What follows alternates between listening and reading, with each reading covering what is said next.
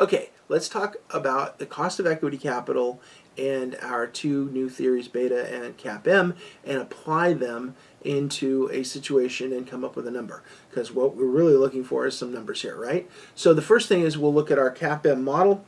Our CAPM model is the risk-free rate, and the is plotted on the vertical axis of expected return.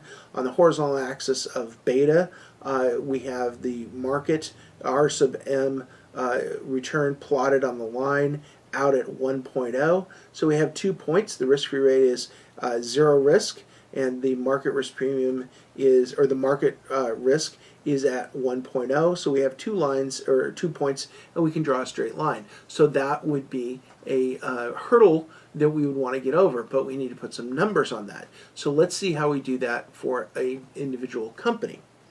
The cost of equity capital for the CAPM model, from a firm's perspective, the expected return is the return for the stock portion, or the return on equity, equals the risk-free rate plus beta of the company multiplied by the market risk premium. And of course we know where all these numbers come from. The risk-free rate's RF, the market risk premium is the return of the market minus the return the risk-free rate, and of course company beta, and beta is the covariance divided by the variance, and we've talked about that at length in previous videos.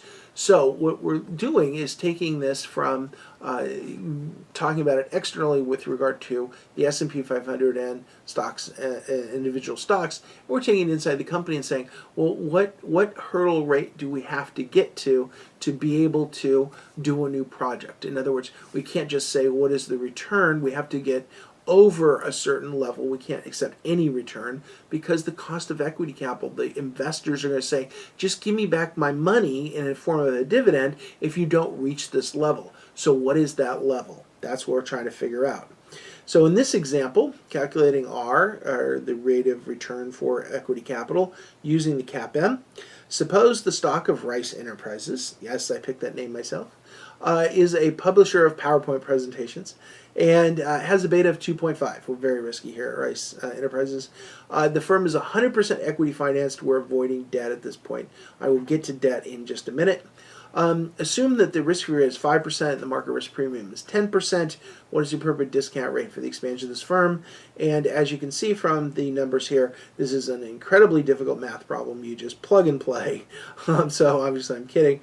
The risk rate is 5% plus 2.5 times the market risk premium. Be careful here, this is the market risk premium, so it's already done the return of the market minus the risk-free rate.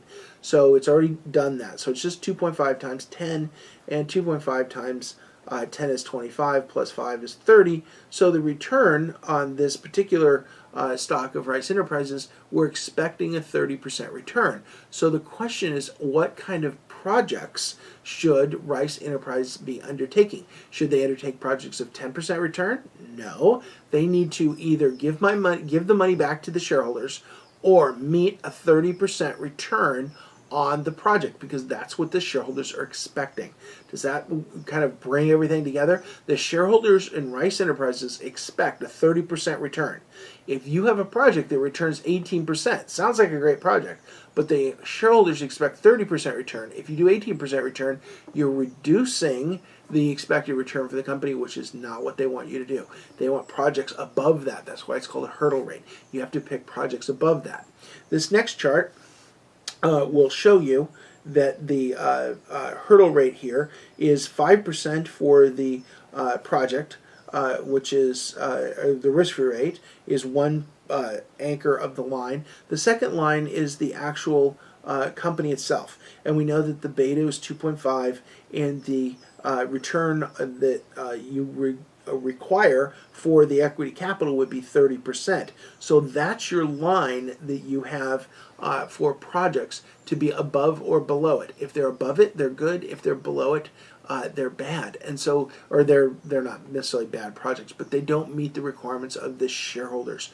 So this is how we determine whether projects are go or no go, is because we have this security market line that tells us what the shareholders are expecting.